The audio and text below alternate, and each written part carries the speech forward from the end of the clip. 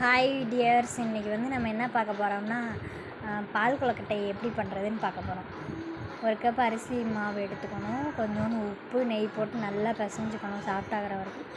அப்புறம் சுடுதண்ணி ஊற்றி கொஞ்சம் கொஞ்சமாக ஊற்றி கை பொறுக்கிற அளவுக்கு ஊற்றி கொஞ்சம் ஆறுனதுக்கப்புறம் நல்லா பிசைஞ்சுக்கணும். சாஃப்டாக பிசைஞ்ச அப்புறம் குட்டி குட்டி பால்ஸாக உருட்டி வச்சுக்கணும். அது எனக்கு என்னமோ குட்டி குட்டி பால்ஸே வரல, கொஞ்சம் பெருசாக தான் வந்தது. அப்புறம் எப்படியோ குட்டி குட்டியாக உருட்டி வச்சிட்டேன்.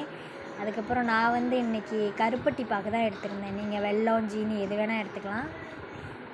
உருட்டி வச்ச பால்ஸை ஒரு சட்டி வச்சு அதில் சுடுதண்ணி கொதிக்கிற அளவுக்கு வந்ததுக்கப்புறம் பால்ஸ்லாம் போட்டு நல்லா வேக வச்சிடணும்.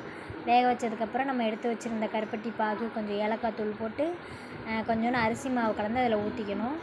ஊற்றுனதுக்கப்புறம் கொஞ்சோண்டு தேங்காய் துருவல் ஆட் பண்ணி இறக்கிட்டிங்கன்னா சூடான பால் கொழுக்கட்டை ரெடி. அதோட ஈவினிங் ஸ்நாக்ஸ்க்கு கொஞ்சம் டீ வச்சு குடிச்சிங்கன்னா சூப்பராக இருக்கும். பாய், டாட்டா.